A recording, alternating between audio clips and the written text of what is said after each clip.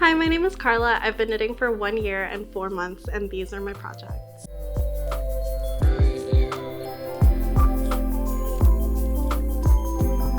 Okay, so I don't know if y'all noticed by now, but in my little intro sequence thing, the music has only one lyric, and the lyric is "I hate you."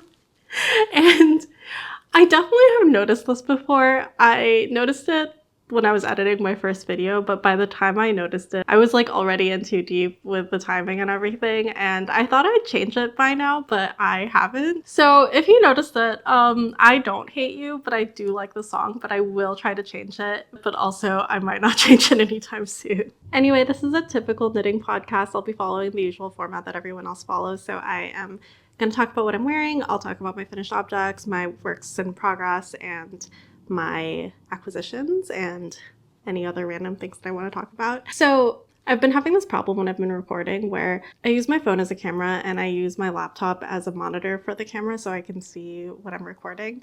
So then that doesn't leave me a device to use for notes, and I don't want to like use my work computer or anything.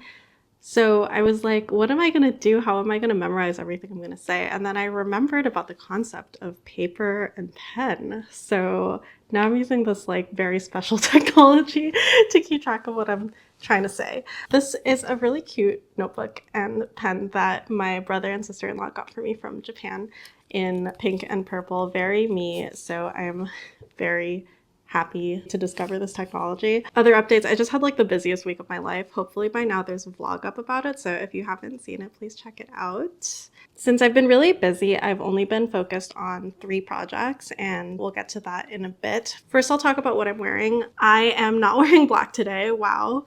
I am wearing my Heartless top, which I finished a few weeks ago. It is a DK weight tank top designed by Midsummer Knits, and it has this like super cute heart cutout. The heart is held in shape by some wire and kind of do an I-cord around the wire. I knit this top in 2 strands of knit stroll, which is a 75-25% merino nylon blend. I knit it double-stranded because this pattern calls for DK, and that said, I should mention, because it's DK, this is a very warm tank top, so if you knit this, maybe you want to knit it for the winter time, or maybe you want to do some modifications. I don't know. But I think it turned out well. It is just very warm. Other than that, surprise, surprise, I am wearing my folklore cardigan. I wear this all the time. What more can I say? The designer is Gunderson, and I knit it in Knit Swish DK and the colors bear and black. This is my first work in progress. It is called the Groovy Tank. It is a test knit that I'm doing for the designer Midsummer Knits. It's the first test knit I've ever done. It is an all over 2x2 rib tank top in fingering weight yarn. The gauge is 40 stitches by 48 rows for 4 inches. I am knitting it in 2 different oopsie colorways from Sewrella, so those are one-of-a-kind colors. Because the 2 skeins that I'm using are slightly different purples, I used helical knitting to try to blend the 2 colors. So helical knitting is just like a way of alternating rows, and it's supposed to do it in a somewhat seamless manner. Maybe these 2 yarns were too different because I can totally see where the line is, but I do think that it's blended more than if I just suddenly switched colors. So the bottom part here is done in the first color, and then this part here is where I alternate rows. I think right here it's like pretty blended, but right here is where I switched to use only the last color, and you can kind of see that line right here.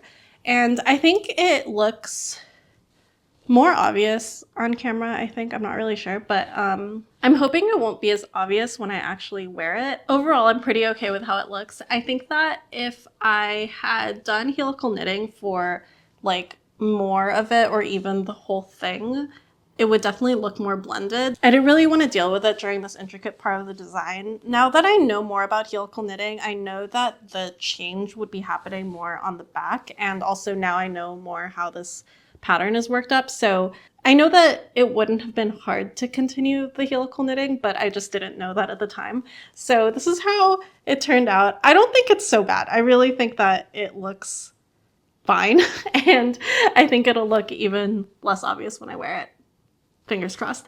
Anyway, this definitely took a really long time to knit. It's what I've been working on like all week, and that's because it's knit at such a fine gauge. I really do like a fingering weight knit because I think that it's like light and nice to wear compared to say like DK, which I'm wearing right now. But it does take a really long time, but I think it's worth it. I really like the bust detailing. The bust shaping is done with a bunch of increases and decreases. The stitch count actually doesn't change from like here to here, which I think is pretty interesting. It's just like smartly placed increases and decreases that create the like cups.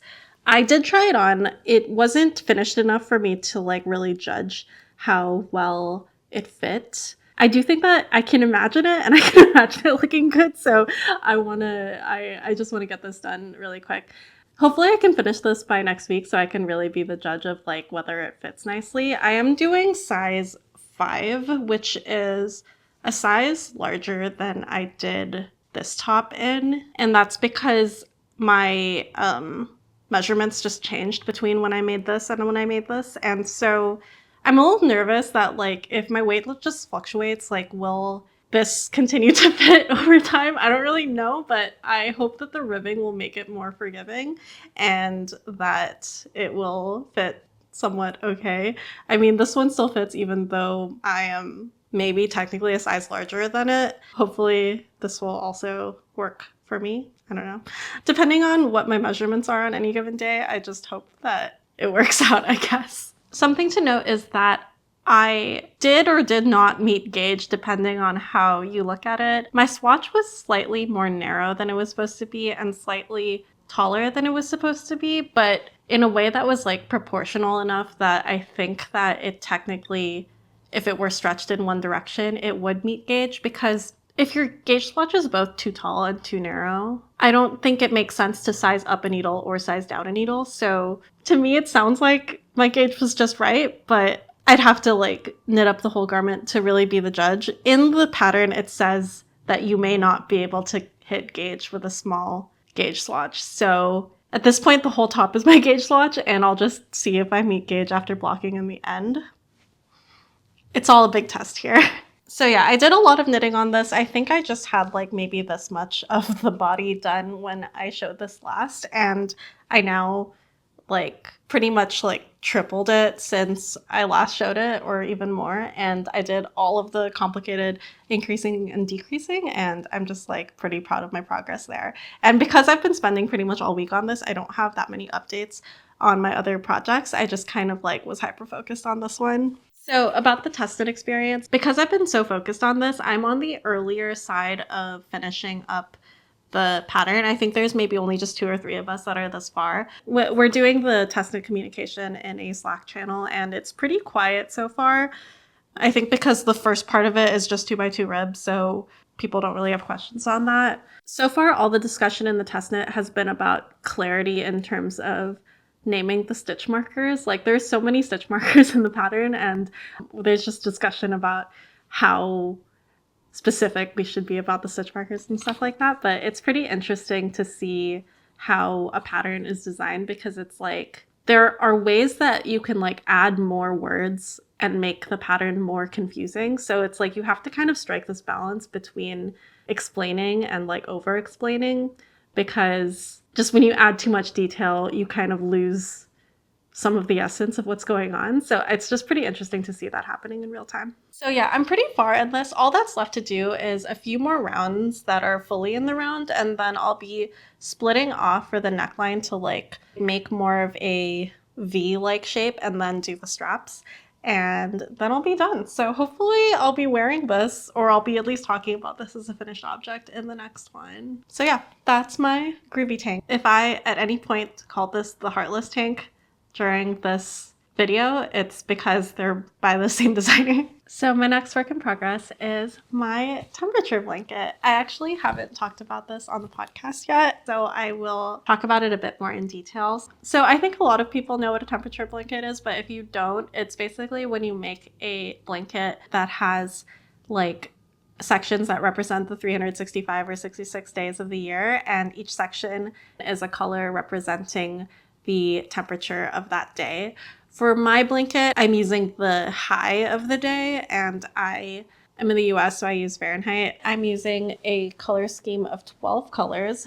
This is the palette that I have. I'm going to try not to drop these.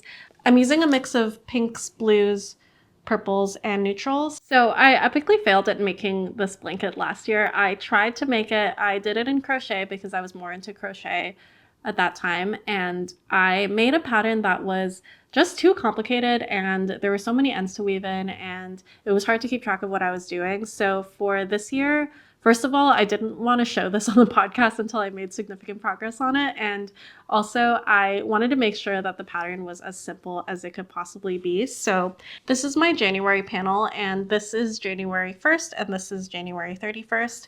And I'll show the legend on screen, but the warmer colors represent the warmer days. And these, like, some of these pinks mean that the temperature was in the 70s. So it was a warm January, I guess, in San Francisco. I'm in the US, so I use Fahrenheit, but I will try to put Celsius on the screen as well. But yeah, so that is January. And you can see that February was actually cooler, which makes sense. That is the way things go in the Northern Hemisphere, I think. And hopefully by my color scheme, you can tell that this looks cooler than this. As you can see, there's a bunch of this color at the bottom. The last 2 or 3 days of February were this color, and then I just extended it to days like 29, 30, and 31 so that it would be the same height, but February technically stops about here. So the way that I did my colors was I started with 12 colors, and then since there are lighter pinks and lighter blues and darker blues, I didn't want like all of the pinks to be warm and all the purples to be cool, if that makes sense. So I tried to mix up the colors in a way that would kind of go from warm to cool while being able to kind of go between the different colors. So I started with my 12 colors. I put them in a Google slide, and then I kind of drew this line to decide how I was going to do the colors in what order. And then I used that order. Hopefully that makes sense. It makes sense to me. And then what I did was I looked at the temperatures in San Francisco from the year 2023, and I kind of tallied how many there were of each temperature, I guess, and tried to make it so that my legend was pretty even in terms of how often these temperatures happen. So I don't have the numbers on the top of my head, but some of the colors represent like 5 or 6 degrees Fahrenheit, and some of the colors represent only like 2. And that's because, like, for example, it's always 68 degrees in San Francisco pretty much. So I think whatever color represents 68 degrees is only like 1 or 2 degrees. And whatever color that is happens quite a lot in this blanket. I will show what my little spreadsheet looks like that I use to figure out what colors I use. And like, what makes this really easy to follow is that this blanket pretty much looks like the spreadsheet because these are just like cells. So it's really easy to tell whether I am following it properly or not. While when I was doing a crochet blanket, I was kind of like going back and forth, and it was really hard to keep track of whether I was doing it correctly or not. And there was just too much like activation energy to me wanting to work on that project, so I never finished it. But this one is actually a pretty easy one to pick up, so I have a pretty good sense of motivation to finish it, I think. The other thing about this that makes it really easy to work on is that I weaved in all my ends as I was going. So I followed some YouTube video tutorial. It's basically knitting over your ends in a way that is like you're catching your floats pretty much every stitch. But it just involves like holding both of the yarns and then knitting like over one and then under one and then over one and under one. And if you have ever caught floats before, that hopefully makes sense. But by the time I was done with this panel, see, I only have this like beginning end and the end, but all the other ends are woven in already. You can see where it's happening, but it's like, it's clean enough that I don't mind it, and it makes it not like a slog to finish this project. My plan is to finish up a few more of these panels and then seam them together. And so they will be seamed, you know, something like this, and then have like 12 panels across. And then if you can visualize that, you know that that'll be like a long blanket that is like not tall. And that's because I kind of think that I'm going to try to keep up with this project for at least 2 years and do like all 12 months of 2025 on one like row, and then do 12 months of the next year on the next row. There's a chance I'll skip a year, but I do want to do it for 2 years. So I don't know if I'll do this next year or another year. I want to make this a fairly large blanket because I don't really like small blankets. I'd prefer like a full body size blanket, but I also didn't want to make the knitting process for one day like too long. So I figured I'd made all my decisions based on how likely I'd be to finish this project or how likely I'd be to work on this project. And I figured if I made each day relatively small, I'd be more likely to do this project than if I made it really big. So I figured once I had like a full year, then I would have the momentum to want to do this again. But if I made each day too complicated, I might never even get started. So that's how I decided that. So just a few more details. I am knitting this in 12 colors of Lily Sugar and Cream, which is a worsted weight cotton that's very easy to find and it's very like cost effective. I mostly bought it in cotton because in 2024, when I was first trying to start this project, I was still afraid of wool, which fair because I know that I have some problems with some wools, but one, was afraid of wool, and two, didn't want to spend so much money on this project. And I also have a lot of cotton blankets that I do like. I don't live in a super cold climate, so a cotton blanket is still pretty nice. I know people have said that this is a very rough cotton, but I actually like feeling it with the garter stitch. It actually feels nice and yummy, so I don't mind it so far.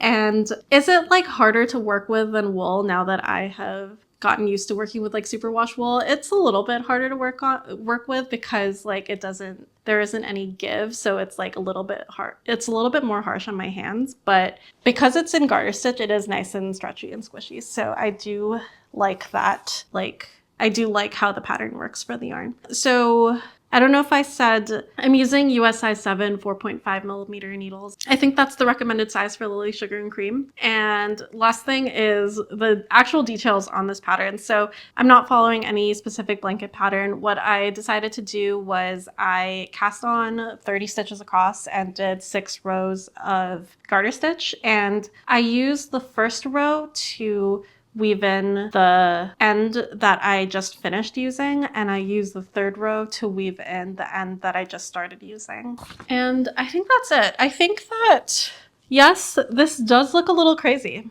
but I think it's very fun and I'm excited to see how the whole thing looks. I also am just like so happy to work with these colors. These are some of my favorite colors, and I think that working with different colors in a way that the ends aren't a pain, it's just really fun because then it's just like a little dopamine hit every time I get to switch the colors. So yeah, I'm just having a lot of fun working on this, and I'll do another update when I finish a few more months. My last whip is my Sophie shawl. The pattern is by petiteknit. This is a very popular scarf pattern. This project is still experimental to me because it is me experimenting with using mohair. I'm knitting this in a strand of Sewrella Classic DK and a strand of Knitting for Olive soft silk mohair. The Sewrella color is Enchanted and the mohair is Artichoke Purple. And if you've been following along, you know that I have been experimenting a lot with different kinds of fibers and finding that some of them are more irritating to me than others. So mohair was one of the ones that I was definitely afraid to use, and for good reason, because the first time I used it, I had some of the worst allergies. I just like, my nose and my eyes and like everything were like itchy, but not my skin, just like my respiratory system, I guess. Since then, it's become less irritating. And I think that's for a few reasons. One is maybe I just got used to it, but two is I've been taking more allergy medicine. I also talked about this with my doctor, so I'm not just like doing this out of nowhere. I'm taking more allergy medicine and it's been helping me a lot. So I am able to tolerate this a lot more. And I think it's still like a little bit irritating, but it's a lot less, and I think it's getting less irritating the more I work on it. So I still have hope that it will at some point not be irritating to me. And the true test will be when I actually finish and wear this and see if I can tolerate that. Because if I can tolerate that, then I have many, many projects that I want to make with mohair. Besides the actual experience of knitting it, I actually think it feels so nice. So this is why I haven't given up yet, because I think that a lot of people that have problems with mohair don't like how it feels, and like it feels like prickly and bad to them.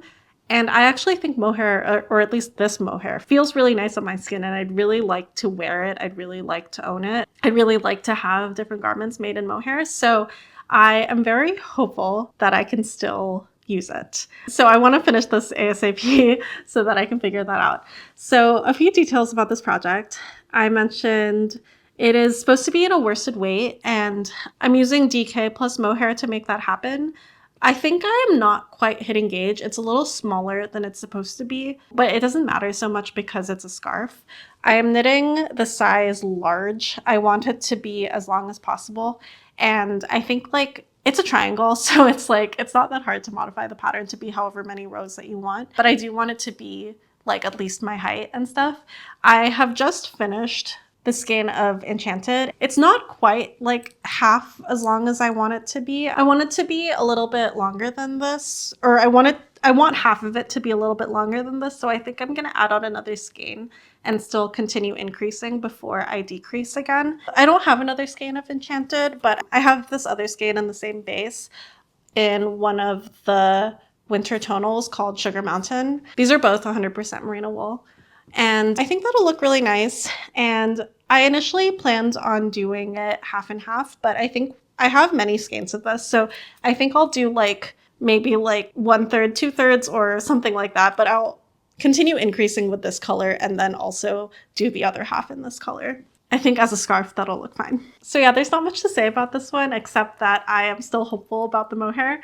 And I also have been really enjoying working on this because after working on the groovy tank for so long, it's nice to work on something with what I would consider to be large needles, and it just like works up pretty quickly. So I really like that. Oh, the last thing is that I know it's super common to hold yarn with mohair, but this is my first time doing it, and I've been noticing that there are some stitches that I kind of like accidentally drop the mohair and only knit the DK, and I feel like that probably happens a lot to people. I don't know.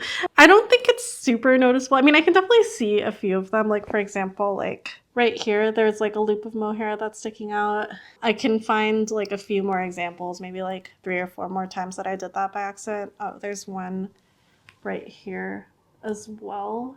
And I think because it's garter stitch, that's the saving grace, that it like doesn't like drop the stitch as many rows. It just drops the stitch 1 row, which I think is good. It's not super noticeable. I'm not going to go back and fix it because I don't want to like mess up like how even the stitches look. I don't want the stitches to look less even from like laddering down.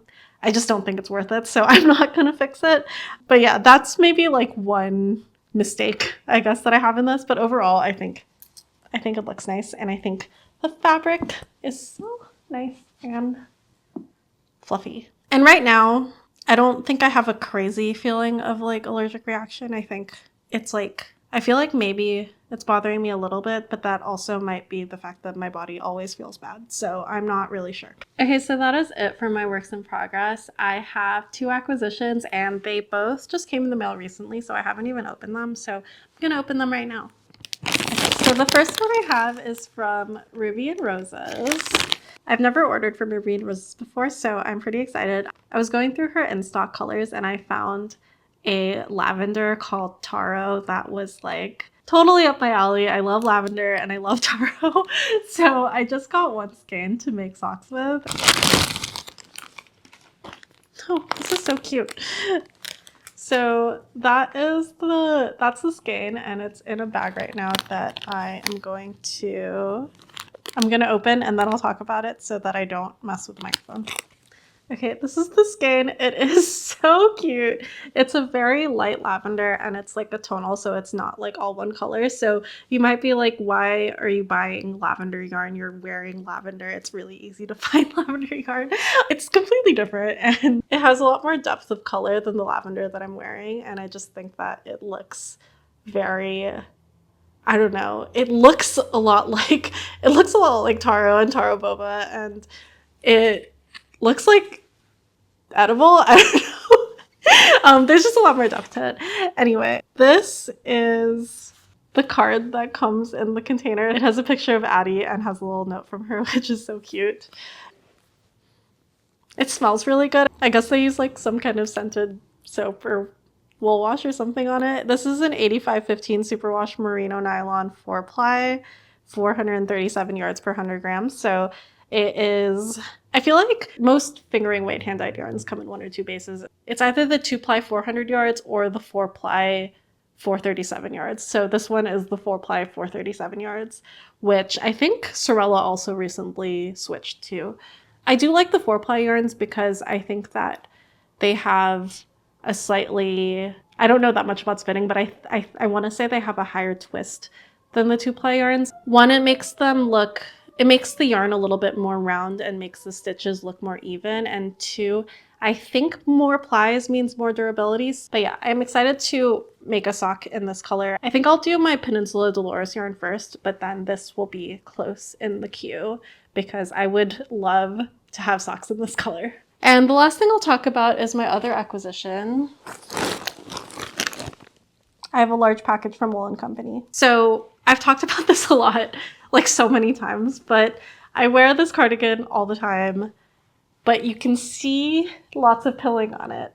The only reason why you can't see more pilling on it is because I fabric shave this all the time. And I pretty much fabric shave it every time I wear it out of the house. And I'm worried that I will just continue to damage this cardigan the more I fabric shave it. So I am trying to do that less. I think it wouldn't be so bad if I didn't wear this cardigan almost every single day. So my solution to that is I'm going to knit another cardigan. And yes, that sounds very extreme, but I do care about this cardigan so much because I made it for the Eras Tour and I wore it to the Eras Tour, and I just don't want to cause so much damage to it. And I want to still wear it, but just not every single day. I just don't want to wear it as frequently as I've been wearing it. So if I make another cardigan, then I will have something to alternate it with. I'm also making the other cardigan in a different type of wool. So I made this cardigan in a superwash merino wool, 100% superwash merino wool. And the thing about that is that makes it super, super, super soft, but it is also, like, I would say sensitive. So the softer a yarn is, usually the more prone it is to like pilling or damage or whatever, but it is soft right out of the box. If you went for a more rustic, non-superwash wool, it is usually less soft, but it is more durable and will be less prone to pilling. One of the most common yarns that I hear people talking about that is very high quality and resistant to like pilling and other damage is pure gynt, which is a 100% Norwegian wool that is non-superwash. I know petiteknit uses it in a lot of her patterns, but I also know that it is a pretty well-loved yarn that they say that like you can make a sweater in it and then pass that down for like generations and it won't pill. So I would love to put that to the test by making another folklore cardigan with it. I'm gonna open up this package and then talk after opening it.